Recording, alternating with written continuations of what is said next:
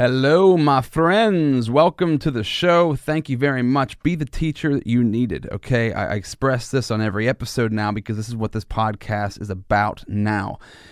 Those lessons that maybe you wish you would have learned when you were 10, when you were 15, when you were 20 years old, something that you wish you would have learned way in the past that you didn't learn until later on in life. There's so many things that I've learned over the past couple of years that I wish I would have known when I was young. Man, it would have transformed my life at such a different age.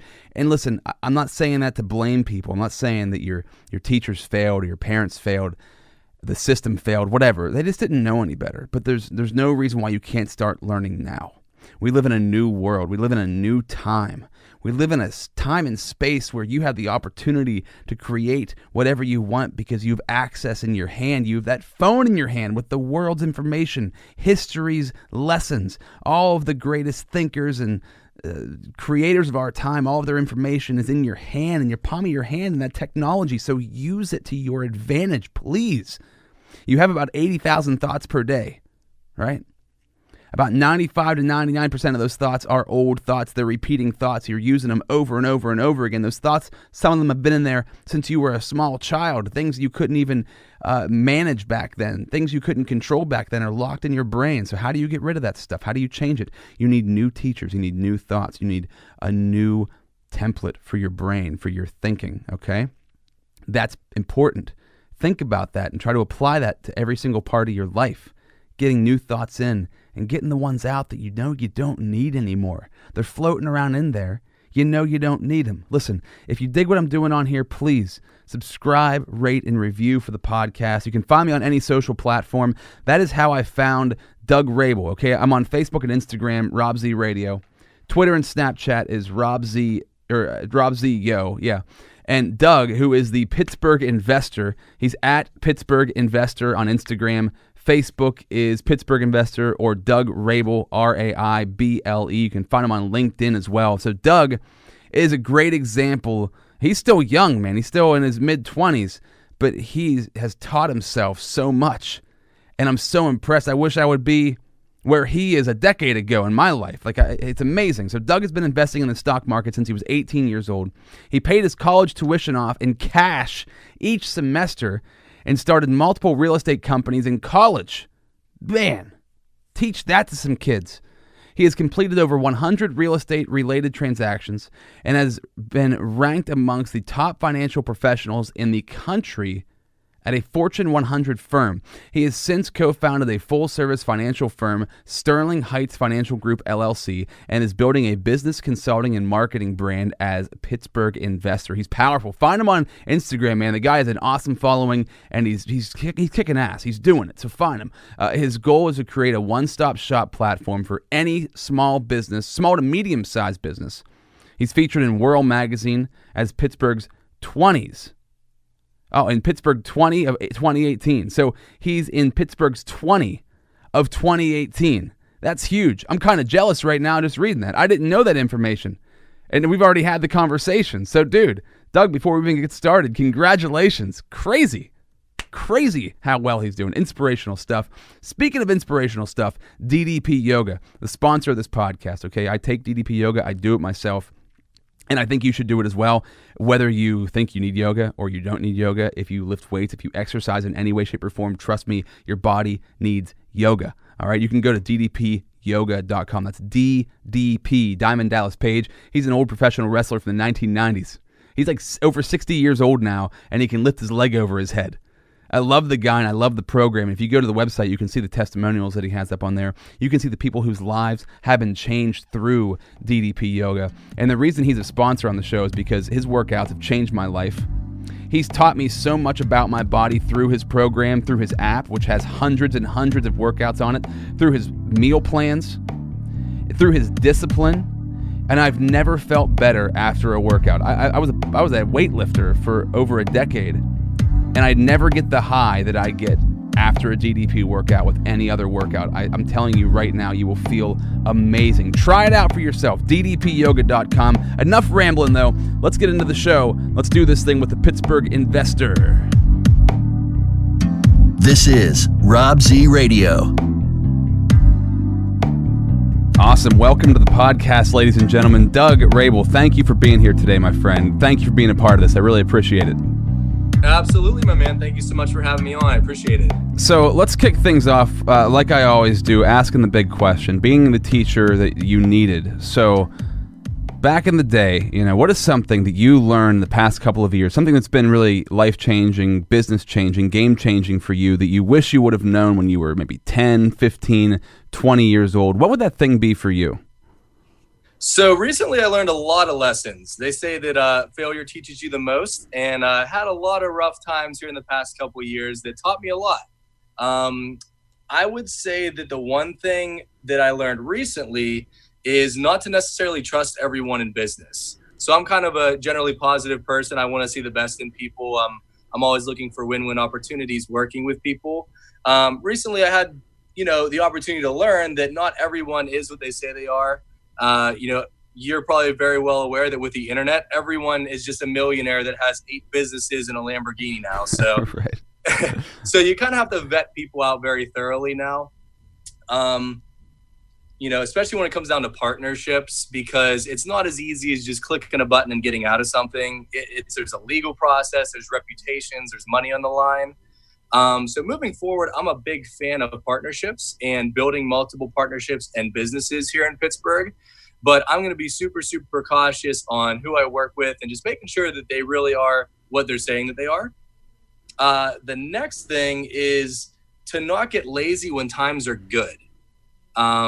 So I've always kind of been a conservative person in business, not over leveraging, not overextending, and, just kind of coasting through and gradually increasing each year. And when you take your foot off the brake or off the gas, the trains go off the track pretty quickly and it's hard to get them going again. That is the other thing is last year I kind of got to a point where, in all honesty, I was basically retired, that I really didn't need to leave my couch to pay my bills and have a decent income stream and, a good standard of living. And then, started out a couple new ventures this year, which had me start a little bit from the ground floor again. And I had to realize to get that hustle back. It's one of those things that if you aren't consistently doing it, it's hard to get started again on that. Yeah, that's huge, right? I mean, that first of all, congratulations that you were at a point where you could just kind of kick back and collect the money. I mean, that's the American dream for sure. That's pretty incredible. But you're totally right, because there's always been that saying, like, if you're not moving forward, you're moving backward. And it's 100% true. Right. You really can't stand still. Standing still does not exist. If you're not moving forward, you are falling backward in some way, shape, or form. So in that situation, I guess, and I think that's a really important lesson for people to learn, is that you get to that point where you have maybe recurring revenue and you kind of have that automated for yourself. You can get pretty complacent, pretty lazy pretty quickly. Is that what happened to you? And then I guess when you try to get back into the game, you try to get back and get your footing and start something new, you're off your game because you set something up and it's been running for you without you really doing much for it. And that gets you out of your headspace. You get pampered a little bit and then it's hard to go back to it. And things are just changing so quickly now with business and technology that if you're not in 100% every single day, it's so easy to get left behind. So it's one of those things, like they say it's the small, consistent things over time that make the difference. And that's 100% true. Is, maybe just sleeping in a couple extra hours, I just kick myself in the butt. Like I just put myself 2 hours behind, right? Like it just really irritates me now. Is every single thing from your daily habits to doing the tough little things consistently, that's what really makes the big impact long term. So talk about that a little bit. Daily rituals, talking about getting up, when you should get up, and you can lay around for a little while longer, and you can do that, but it is going to affect your day. It's going to affect your mindset. Right. So what are some of those daily rituals you have, man? Some stuff that you practice on a regular basis that keeps you in the right mindset to move forward? Sure. So, ideally for me on a daily basis, I actually am a big believer in getting enough sleep. I'm not the grind it out 2 hours a day. Like you get burned out really quickly and you're not going to perform at the level you need to be. So, for me, honestly, I try to get up around 7:30, 8 o'clock to start the day. I try to have a few meetings throughout the day, maybe a couple conference calls mixed in to where I'm pretty consistently busy. Now, some days you're just crazy working 14 hours straight, and some days you have literally nothing on the books. but I like that consistency. That's kind of a big thing for me. Also, I like to take a lot of time after the day. Once everything's done, I'm a big fan of going to the gym, just, relieving stress, going there for a bit, coming home, and then just taking some time with no distractions and thinking, reading, watching, some kind of educational content that'll help with my business and planning. I think taking a little bit of time every single day is really critical for building your business or really whatever you're working on, because we're so distracted throughout the day, right? Between phone calls and your phone and, social media and your actual work. And, it's really important to just take a little bit of time to yourself. And at nighttime is when I found that I'm most creative, where I could just kind of let myself think and just have all these crazy ideas. And then I just plan, how can I actually implement them? And I try to do that every single day if I can. I agree 100%, man. I think the morning and the nighttime is when those creative juices are flowing. The morning, I seem to have a lot of motivation in the morning, and at nighttime, I have a lot of it's just like my imagination. I can get into stuff. I think because your day's over, right? You're not worrying about anything during the day. It's like, now my day's finished. I can sit down and that's when you can kind of plan and imagine and create, I guess, is the best way to put it. Exactly. You're actually using 100% of your focus, because it's just so difficult throughout the day when, you're tied up doing 8 different things at once. Your brain can't really process that many things at once. Yeah. And honestly, man, saying that, recently what I've been doing, which has been really helpful for me, is taking breaks during the day. Now, I know a lot of people don't have this luxury, depending on who's listening to this, but if you have the luxury either of having your own business or working for somebody who lets you take maybe an extended period of time during the day to relax or to just check out for a little bit, I found that adds hours to my day, to my productivity. It adds hours of energy, and it just gives me a chance to, because when you're working all day long and you're constantly in that state, your stress level's at a certain place, and if you can dip that down for a while during the day, that's been really beneficial for me. Do you do that at all? Is that something that you try to practice, or whenever you're in work mode and you're just banging it out until it's done? So I'm kind of the just get it done, but I also want to, as soon as that is finished, I do like to take a little break and just kind of cool down and collect myself for a bit.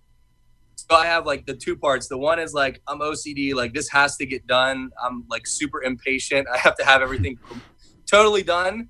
But then once it is, I'm just okay, I could check out for a bit, kind of collect myself, and then get back into it. And the one thing I noticed is, especially later in the day, maybe the 4 to 6 p.m., even if you're trying to do anything in business, really no one is as active, because maybe they're driving home from work or finishing up their day with their business, or maybe they're eating with the family or picking up the kids or something like that. So that time frame is actually where I try to take a decent break throughout the day, if possible. Yeah, that's good advice too. That's very true.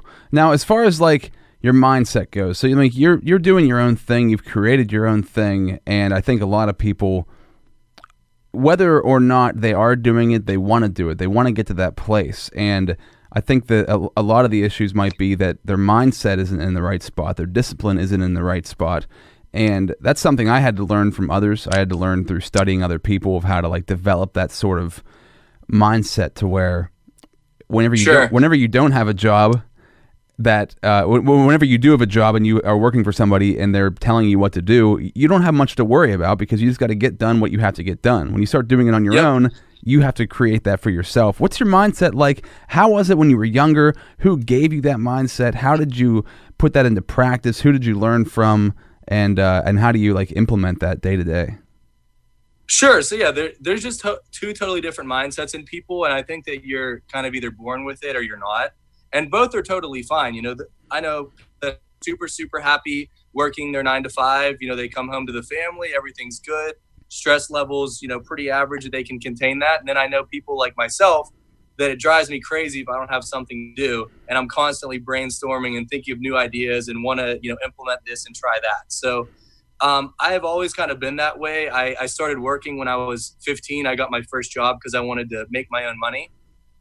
Then I was working a couple jobs in high school, and that's when I really started to see the time and commitment that you have to when it comes from strictly working for your money. The second I stopped working, no more money was coming in.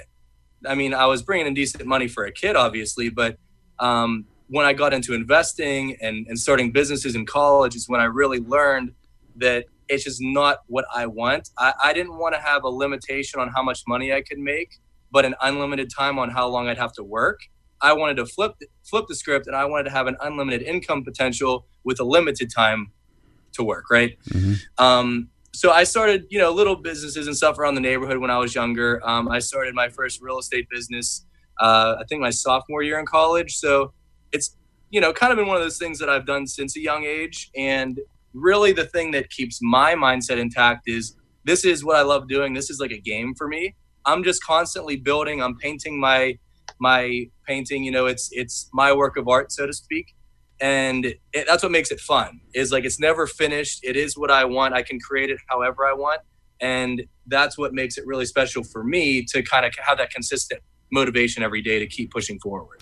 That's really cool. And that's so important. So I think that, if you're in something and you're in business, and even if it's going well for you, even if you're making money and you're successful, if it's burning you out, if you're doing something and it's not giving you energy, like if it's not making you excited, but it is helping you move forward monetarily, if you're climbing the ladder, but you're burnt out the whole time, that's not going to last, and it's not a satisfying life. I mean, obviously, that's something that you're only getting half the benefit of that career. So with what you're doing, you found, like, for you, the key, like that's the sweet spot, is to be able to do something. It excites you, it sparks your creativity, and it also gives you energy to move forward. So where, like you say, you feel like you're playing a game, like it's your artwork. Like that's the peak. Like that's where everybody really ideally would want to be at. Is that something that? How did you find that? I'm curious on a practical level, man. Like how throughout your life did you figure out that was the thing? Because to figure that out, like in college, is pretty rare. Like most people don't figure that out until later in life. So how did that work for you? Honestly, man, I got super lucky. That's all I could say is I found the things that I really enjoyed were like business, finance, and psychology.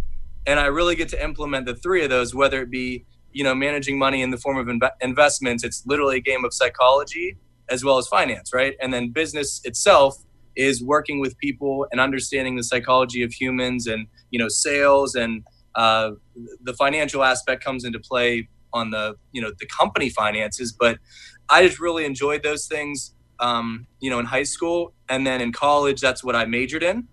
So I just happened to come across real estate as another business venture because I started investing in the stock market when I was 18, and I just became totally addicted. I was just like, this is what I want to do for the rest of my life. And then I ran out of money to invest with because I also had to pay for my tuition. So, it's not like I had $50,000, $100,000 set aside that I could play with there. So I just learned about real estate really by accident as another business venture that I could get into pretty easily.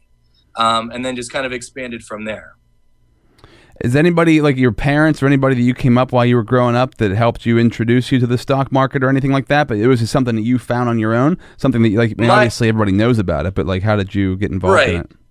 So my dad is the VP of finance at a credit union. Okay. So he came up, it's a little bit different in the credit union world as opposed to like the finance world, but he's always been pretty educated on that and understands the financial world.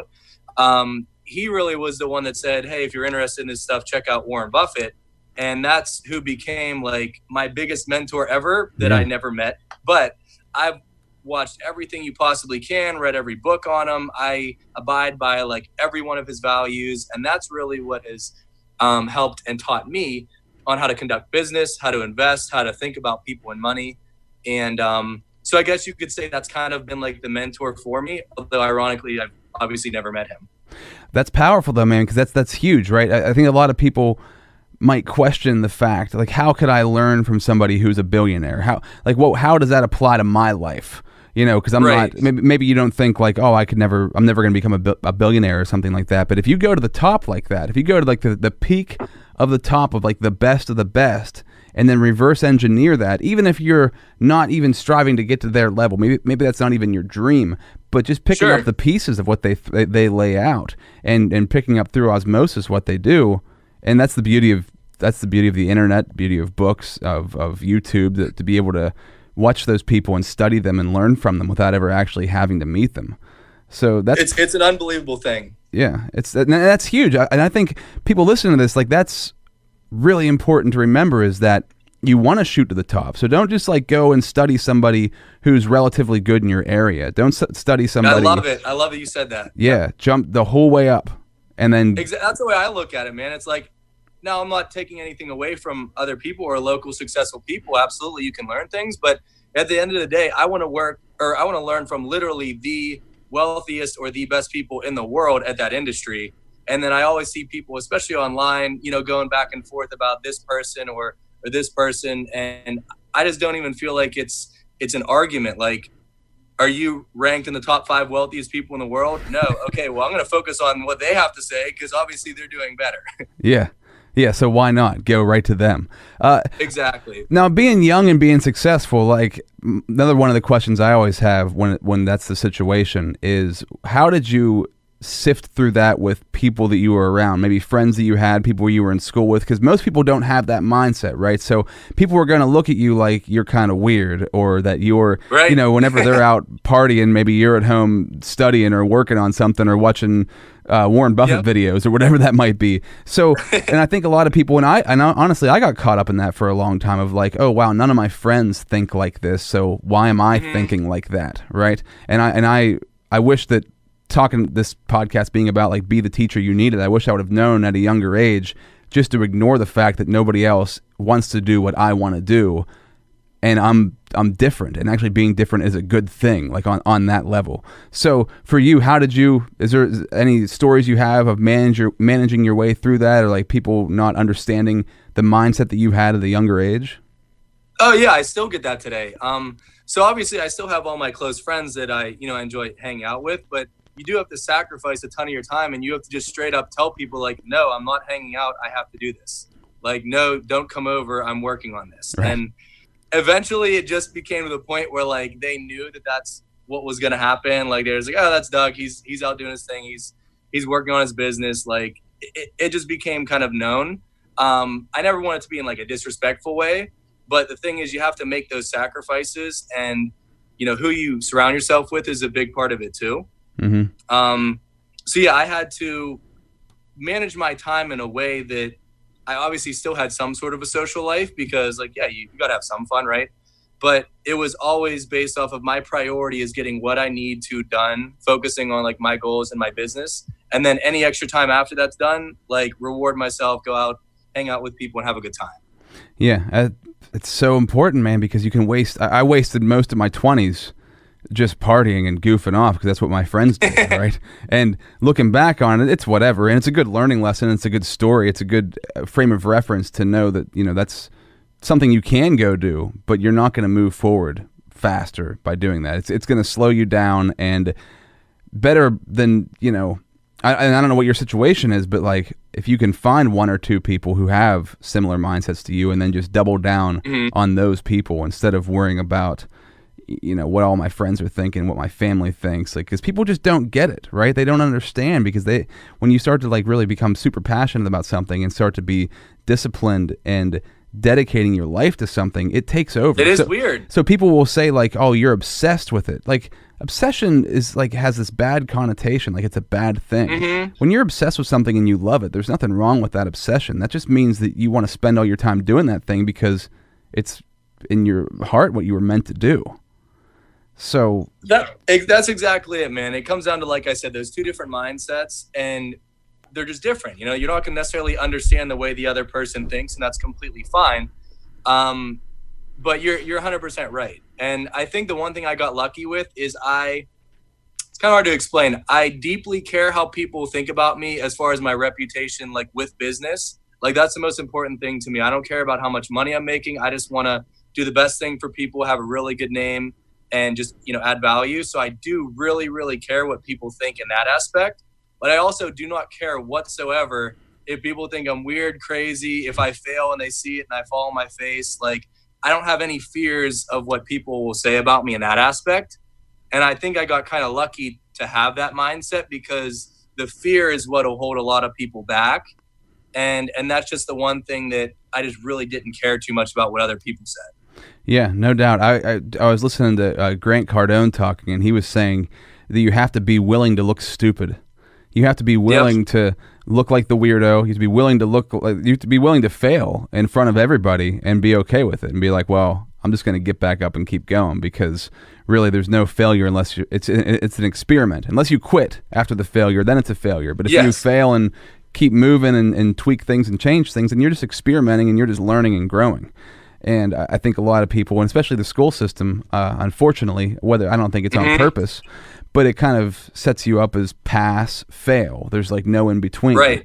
And it's a bad strategy to go through life with, because then you feel like every time something didn't work out, it was a failure, and you can't pick up and move forward from that. So it's awesome that you have that mindset. As far as rituals go, so like daily rituals, do you have stuff or habits, things that keep you moving forward? Routines, I guess, is what I want to know about. Like, do you have a way that you get up in the morning that sets you in the right mindset? Do you have a way that when you get into work and you start working, do you have a certain routine or a habit that you go through that puts you where you need to be?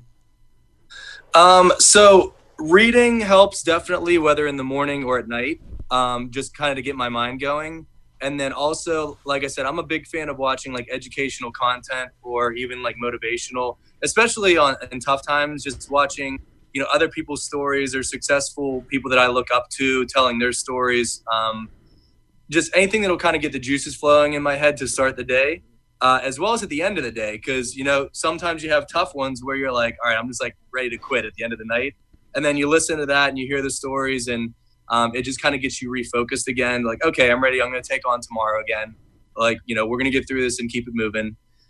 So really that would be the most consistent, I guess you could call it rituals that I have. Like I said, things like staying active and going to the gym just to relieve stress, and, taking some time to myself to think and plan.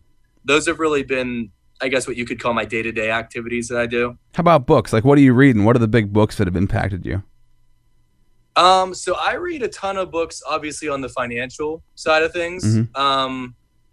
Probably going to seem really boring to a lot of people, but it helps in my industry. So things like The Intelligent Investor, obviously helped me with investing in the markets, psychology in the stock market, University of Berkshire Hathaway. Like I said, obviously I follow a lot of what he does and what he teaches. Mm-hmm. The Tony Robbins, I like a lot of his books. But lately it's been more of like the video content, just because it's a little bit easier as I'm, working, going from place to place, whether it be on audio or on YouTube. It's just easy to digest that information as I'm doing something else. Mm-hmm. Have you read Rich Dad, Poor Dad? Yeah, I have. Okay, that's one. I always look at that one when somebody's like bored. They find that like financial books or investing books can be incredibly boring. Like Rich Dad, Poor Dad is my best example, and that's obviously like the best. It's the best-selling investing book ever, I think. But right. It's so practical, and it's so easy to read, and it's super interesting. And that's one I always go to, is like, read that and put that in your brain, and like that one is a mind shift change. It'll help you to change the way you look at money, change the way that you look at business and investing, and not in a boring way either. I don't know if anybody. Yeah, it's kind of like an awakening almost. Yeah, it's right. That's definitely a great book for beginners and people starting out. So I agree 100% with you. I think that's a good resource for people that are thinking about making that shift, or maybe they're not too happy with their current situation. Think and Grow Rich. Those are all the classics that everyone's heard of, obviously. Yeah. And I think that, in my perception, and this, I don't know if this is just because this is the world that we're in, I feel like a lot more people are reading, or maybe I'm just talking to a lot more people. It seems that read. way. Yeah. It does seem to be. But it's like, is it because I'm talking to more of those people, or is it because more people actually are? I can't tell. But anybody listening to this, that's actually a good point. Anybody listening to this who doesn't read or doesn't like, and I'm not talking about reading fiction. Like, you can go and read fiction all day long. You're not really going to get a whole lot out of it as far as like personal growth, I don't think. I mean, I'm sure there's some fiction books out there that can really help you grow, but like Think and Grow Rich is a classic example of like, you should dive into these books if you've heard the names of the books before and you thought like, man, I should check that out, but that's not really something I really do. I'm not much of a reader, because that's what I used to say to myself. I'm like, you're not really a reader, Rob. Why would you do that? Like, you're just limiting yourself. and Exactly. and you're gonna get, because you're talking about YouTube videos and watching lots of videos online. Like I do that as well. But there's something about reading that changes you as a person. It just changes, it puts you in a different category for whatever reason. It just adds another layer to who you are. And I think that everybody, if you want to grow and you want to advance, like, you have to dive into that. Even if you're watching tons of documentaries that are beneficial, like, it's not the same as going in and diving into like these really classic books that can help you move forward in life. Is that something? Did your parents read? Where did you pick up on reading from? Because most people, once they're done with school, they never want to read a book again or look at a book again. So how did that happen? Yeah. So first off, I agree like 100% with you. The education is just so key. And I can say honestly, out of probably every like business related book, they're all a great investment. Sometimes people are like, I'm not going to spend money on a book. I want to buy a new pair of Jordans, right? Yeah. If you buy a $20 book, I guarantee you on one page, you're going to find some piece that'll help your business. And I've gotten a return on probably every single thing I've read. If I could squeeze a little bit more out of each book, then it's worth it for me. As far as your point on like, is everyone just reading now? I think it's one, I'm the same way as you. Is obviously I work with business owners all day. That's kind of what I specialize in doing. So we all have, that similar mindset to where we're probably reading and focusing on growing. But I feel like there's kind of two categories that have been created. So obviously I'm big on looking at the macro with people between different markets and the economy and human behavior and different businesses. And I think that there is a huge percentage of people that are focused on developing themselves. Maybe it's because the internet shows everyone is somehow like a ripped model that makes $500,000 a year and there's no one else that exists in the world. So you feel you have to compete with that. Yeah. I don't know if that's the reasoning for it, but I definitely do notice a trend that is changing on that side of things. You're right, dude. Go ahead. Sorry. No, you're good. I was going to say, just to answer your last question, as far as, where I kind of develop the reading habits, I just, whenever I get really interested in something, I have to know everything. Like I get super laser focused. If I like something and I see an opportunity or value in it, I just kind of can't really stop until I master it. That's just sort of how I've always been. So it's not really like I'm forcing myself to read. It's that, hey, I want to get better in that particular craft. And this is a way that I can do that. I enjoy learning. I don't know. I like learning about new things. Yeah, and I think what you're saying about the whole Instagram world of everybody looks like they're a multimillionaire and they're a shredded model or something like that it can be a double-edged sword, I guess, because it can destroy your self-esteem on one end. Exactly. No, it can. But it can also motivate the hell out of you to want to do something more, right? And I look at social media. I've been developing this tactic lately that I've been doing on Instagram. So I just follow, I was like, I love motivational stuff. I love leadership stuff. I love hearing just people talk about positive things. So I'm like, I'm done reading all of my friends' posts. I'm done like looking at their posts and just rolling through my Instagram and wasting my time. I'm going to follow powerful people who have, hundreds of thousands or millions of followers. I'm going to follow big accounts that are motivational leadership accounts that have millions of followers. I'm turning the post notifications on for them. I'm double tapping on all their pictures. I'm commenting on all their posts so that whenever I get online, it's only showing me stuff that I want to see. Only good positive things that yeah. I mean, that's a really good strategy just for on a personal level, And it's a daily thing because whether you want to or not, I think most people now get up in the morning. At some point, maybe you don't get on your phone right away. Hopefully you don't get on your phone right away. But at some point during the day, you're getting on your phone and you're wasting time. So why not leverage that time into something positive and something that's going to like give you some education and stimulate you instead of just dumbing you down and, making you angry or like all the crap you find online, man. It's just like, it's either going to piss you off or make you depressed or, make you think, wow, I want what this person has or whatever that might be. Instead, find stuff that's like gets you excited and like is something passionate that you're about. You can create that world. It's very simple. And I did it over the course of 2 weeks and I completely changed my Instagram feed to where all I'm seeing is stuff that pumps me up. And that was about a month ago. And it's just been How's like the results this. been? Has it affected you since? It's been fantastic, man.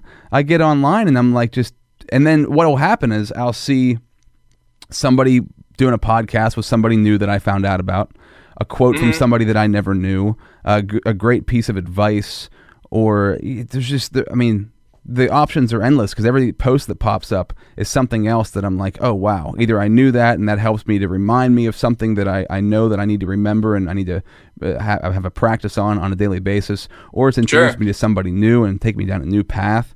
So yeah, there's so much benefit to that, and I think that's something that a lot of people we kind of are reactive to our social media life instead of being an active part of it and controlling it. I like that idea a lot because it is really true what they say about your environment kind of dictates how you turn out, right? And you can control that on the physical level pretty easily, right? Who you hang around with, where you're going, what you do for your career, so on and so forth. But on the internet, there's just so much stuff constantly being thrown out that it's kind of hard to kind of filter that down. So I agree 100%. Sometimes it does affect your mood just looking at different things, and you find yourself an hour went by and you don't even know how the hell you ended up on this page, and you just wasted that time for no reason. Yeah. So if you can find a way to manage that before you get to that point, you're kind of like saving yourself from yourself a bit. Yeah. Yeah, exactly. And they talk about you're the sum of your 5 best friends. Like the 5 people you spend the most time with, you're the sum of that. So I think when it comes to social media, that 5 friends has quadrupled or more because now you're spending time looking at so many different people. Make sure they're the right people. Make sure it's the right stuff, because that's just going to impact the rest of your day. So as far as you go with that, so we talked about mentors, and you'd mentioned like that you didn't have necessarily many mentors in person, but you've had a lot that you studied online and you've learned from through books and stuff. You mentioned Warren Buffett, you mentioned Tony Robbins there, and Tony Robbins for me is right up at the top of the list. Just an amazing across the board, everything that he teaches, I soak up. Absolutely. It's just powerful, just such a powerful dude, and introduces you to so many other powerful people. So who else is on that list for you that you've really learned from throughout the years? In the finance world, Ray Dalio. He's the largest hedge fund manager. I think he manages like $160 billion or something ridiculous. Mark Cuban, Kevin O'Leary from Shark Tank, and Gary Vaynerchuk on the kind of the marketing side of things. So more relative to like the investment management world, but all entrepreneurial based people. Yeah, Ray Dalio. So I was reading, I'm sure you've read Money Master the Game from Tony Robbins. Have you dove into that at all? Yeah, was that his most recent one? Yes, yeah. Well, I think Unbreakable or Unshakable, whatever it was called. No, was his most Unshakable recent, is the one that I got. I don't know if I've seen that one, unless it was his older one. That's when I got. What the titles are on them. I got introduced to Ray Dalio through that book, and I looked into him. And he talks about him like throughout half the book. Yeah. Yeah, and it's unbelievable, man. I mean, because what like that book does, and what we're talking about books, right? Like you're going into somebody's life, and they're dissecting every piece of the puzzle that this person has gone through to construct what they've built, right? So you can go through and get all these little nuggets of information. Like you said, man, you can pick up a book and read one page, and that one page can impact a huge part of your life, a huge part of your business. And you can just go back and read that same page over and over and over again. Like there's so much benefit to that. And you can't just like pick up a movie and watch that 1 minute, or the documentary and watch that 1 minute. But you can grab a book and stick to that page. So I think that's really important, man. It's important to get that in your mind too, and to keep that practice going. I think that's really something powerful. I always look at these podcasts, like what can people walk away with? Like how can you walk away from this thing and like implement something right away? So with what you're saying right there, like go in, look up Ray Dalio, look up what he's done. And even if you're not into, here's the thing, like even if you're not into finance, even if you're not into the world that you're in and that's not your interest, you need to understand money, right? Like you've got to understand how money works. No matter whether you're 9 to 5 or owning your own business, money is going to be a part of your life. So you have to understand that. I feel like everyone has to, at some level, understand money and people, because those are two things you're not going to really be able to avoid. Healthcare is another big one. I don't really know a lot about, just because it's like, I don't know, it's just kind of not a field that I'm really interested in. I'm not the type of person, like, I never want to go to a hospital, so I don't really even want to think about that stuff. But in general, money, health, and communication and people are kind of like the foundation that no matter what you're doing, you're going to need to use that in your life. So you deal with a lot of business people. What is a piece of a people advice, piece of tip you would give to somebody who's like, yep, in not saying like they're going in and trying to sell somebody on something, even like just in day-to-day life when you're dealing with people, what is a piece of advice you'd throw out? The first thing I realized early on in business is everyone naturally is selfish and thinking about themselves. So I wanted to flip the script, and I said, realistically, when I'm going to this meeting, you're thinking about what's best for you, and I'm thinking about what's best for me. I'm going to give you before even worrying about myself. So for instance, if it was like, you're in business and you meet up with like a local vendor and they're like, hey, we should maybe work together on a referral basis. Really what that person's saying is, hey, I want to meet with you and I want you to give me a referral. So I was that guy. I would go there. I would say, yeah, you know what? I'm going to meet with you, have a conversation if things went well. And then I would give them business first. And that would be my judgment to see, okay, do they do anything in return? And I would just always give first. And then if they actually stuck with it and gave me something in return, I'd be like, okay, that's someone I'm going to add to my list of people, right? Mm-hmm. So that was the first thing, whether it's in sales or just dealing with people in general, being respectful, giving them something first, adding value to them will go a long way. Even if it doesn't turn into an immediate sale or anything, at the very worst, you're going to have a good reputation. They're going to look at you in a good light. And maybe 3 months down the road, you can use some kind of help from them. I'm sure they will help you out because of what you did for them. Mm-hmm. Without a doubt. What is something, if somebody's worried about sparking up conversation, they want to meet somebody, they want to be introduced to somebody, they don't know how to get that ball rolling? It seems like something that you are probably especially good at, introducing yourself and getting conversation started. What's your tactic on something like that if you want to meet somebody but you don't quite know how to get in there? Yeah, so a lot of people just are stuck at fear. Like they feel it's awkward to ask that question. Like I said, I kind of got lucky in not really caring. And especially when you're in, I guess you could call it a sales, but you'll say like working with people in a sales type role, you just get used to that level of being uncomfortable. So for me, I always want to focus on, one, do I actually think that I can do something to help them, right? So just because I see that somebody has a ton of money doesn't mean that like they're a good fit. So I want to make sure I can actually add value in one way or another. 2 is I like to work based off of some kind of warm introduction that I can create. So for instance, I work with tons of business owners. Let's say that I found a new business in Pittsburgh that would make a great client for me in one of my companies, right? What I would do is I would try to find as much information as I can. There's an unbelievable amount of resources, whether it's LinkedIn, Facebook, Instagram. You can find out about probably the owner. You could find their contact information, who they're connected with, etc. And then work backwards, right, to find out a little bit about them. But more importantly, who do they know? Mm-hmm. So I was so big on networking. My goal was just to know and help as many people as humanly possible and just keep spreading that web, right? So then, for instance, if I go back to that business, I could say, oh, you know what? We have a mutual contact in this person. I also work with them.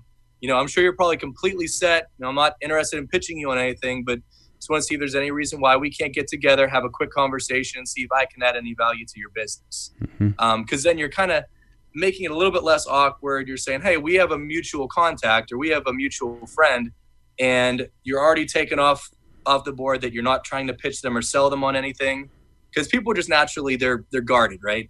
So if you could try and take that down, it makes it a lot easier to start that introduction and then actually do what you say you're going to do. Yeah. Don't go to a meeting and then immediately say, okay, bye. Like I go to a meeting with a blank piece of paper and just have a conversation, Yeah, that's the biggest piece. Man, that's such an important part of it. Is you walk in, the word networking, I hate the word networking because it just makes me feel like I'm in there trying to sell and somebody's trying to sell me. It's such a fraud, yeah. It's so goofy, dude. So go in like just having conversations. You're exactly right. Like go into something, sparking up conversation. I had a meeting before you and I got on this call to do this podcast, and half of the meeting was talking about the one guy's trip to Iceland. Like we talked about that for like 20 minutes, and it wasn't like that it wasn't like a planned thing to talk about things that weren't business to get into the business conversation. It was just like I was genuinely interested.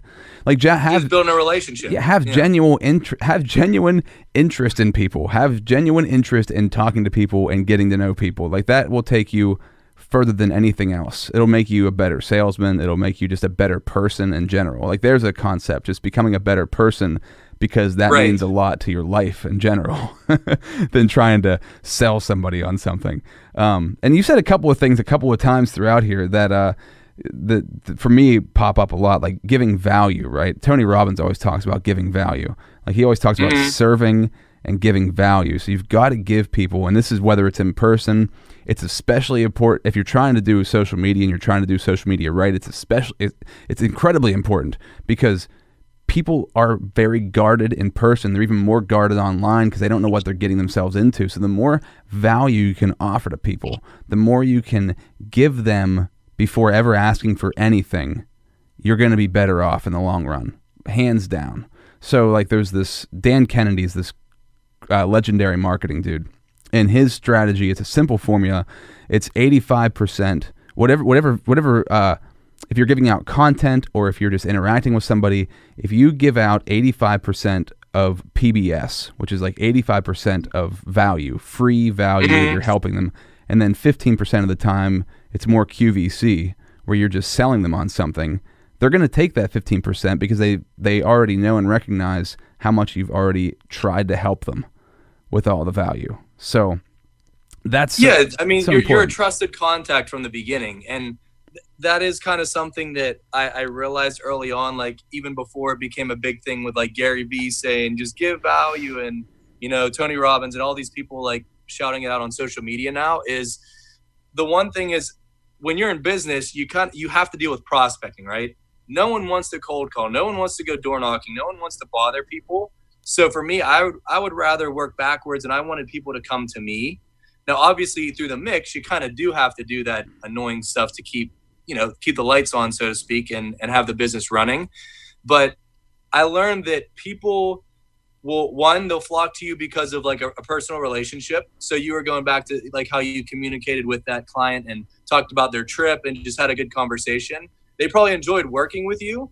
So the one that I always found this out when I first started in the financial business, I was like a young guy, 21, 22 years old. I looked like I was probably 16. And it made no sense, although I did believe that I know what I'm talking about. I've been doing it for a while, but it made no sense to me that people would literally be willing to give me their life savings to manage as opposed to like some 65-year-old guy with gray hair. Right. But it was because of a relationship, right? Yeah. And that's the thing that I learned early on in business is if you're willing to actually create that bond with people, one, they're going to be more interested in working with you. And two, for me, I would rather work with 100 people in 4 different ways than 400 people in one way. Yeah.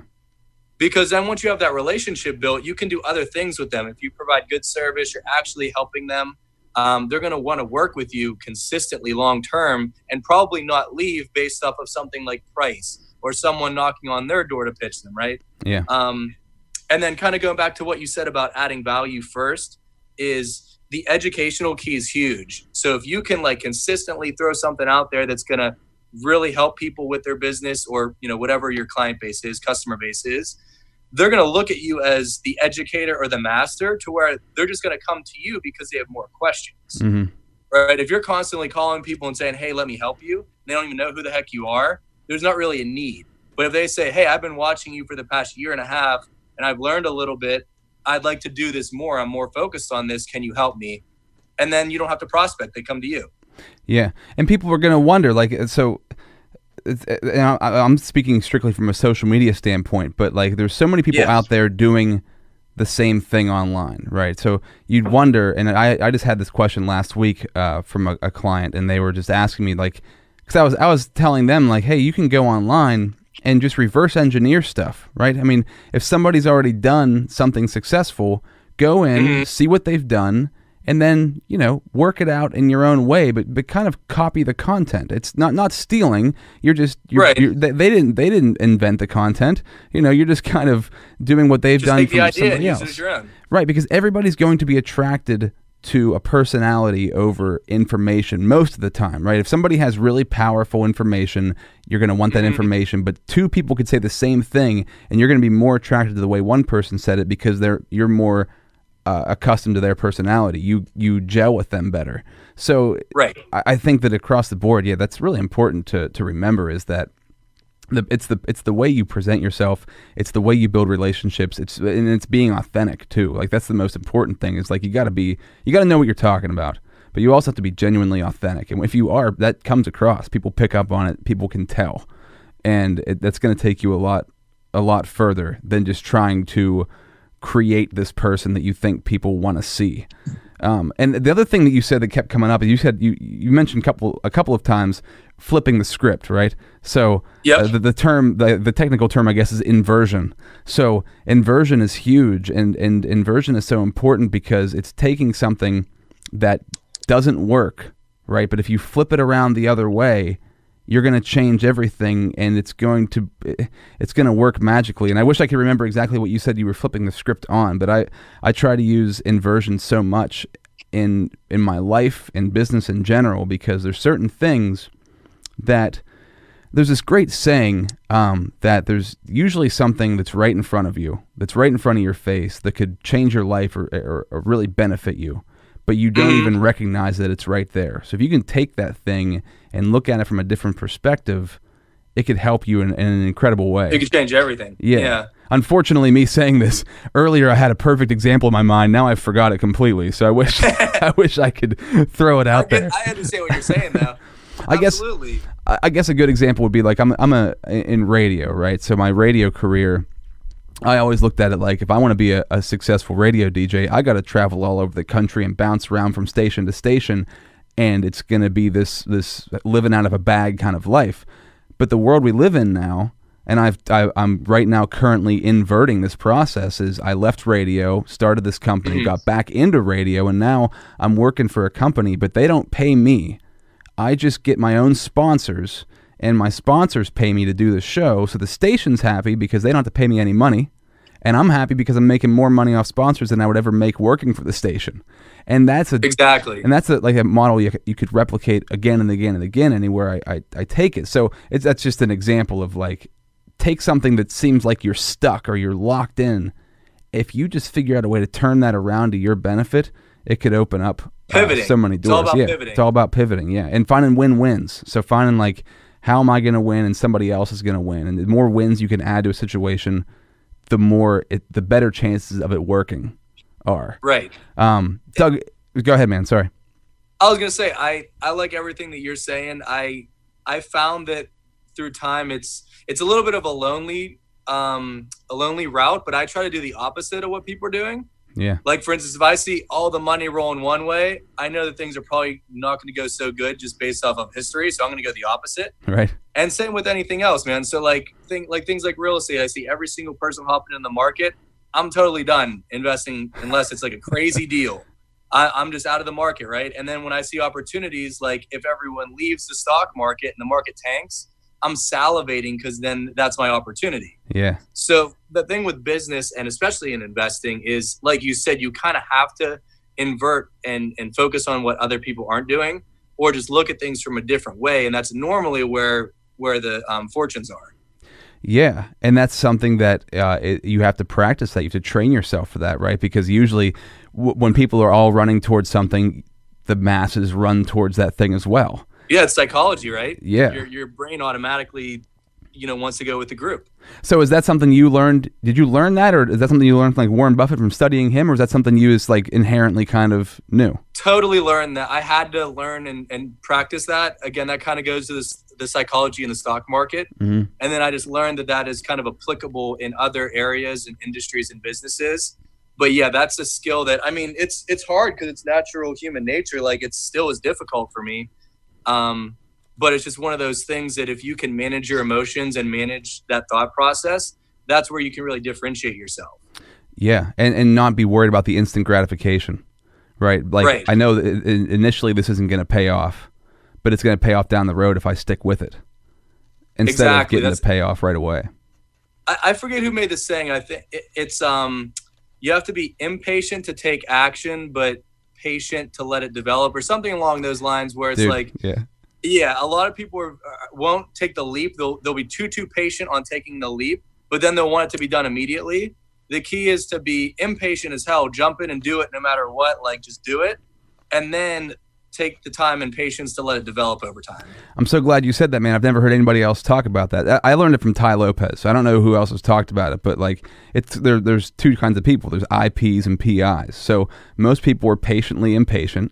They're patient. I think that's what it was. Yeah. They're patient to start something. They'll take forever to get something going. And then once they start it, right, they're impatient. They want it to just work right away. And that's the way most of society is. But if you can be an IP where you're impatient to start something, you start it immediately, and then you're patient to see it out and to see it work. That's when all the magic happens. Yeah, that's the investor mindset, man. That's so cool because I love that, and I think that that's such a simple formula. I've implemented that in many pieces of my life. Like, am I being patiently impatient, or am I being impatiently patient? And when you break it down in that simple of a form, it makes decision making a lot easier. Like, am I diving into this thing and trying to just win right away? If I'm doing that, I'm probably doing the wrong thing. If I'm diving into it because I'm passionate about it and I like it and I'm willing to see it out to where it's going to go, then most likely it's going to work out. So at the very least, you'll learn from it. So that's the way I look at it. You either win or you learn, you know? Yeah, absolutely. Doug, awesome talking to you, man. So at the end here, anything else you want to throw in? How can people contact you if you want them to get a hold of you to learn more about you, or anything else you want to say? Go ahead and toss it in. Yeah. So first off, thank you so much, man, for having me on here. Definitely enjoyed the conversation and love what you're doing.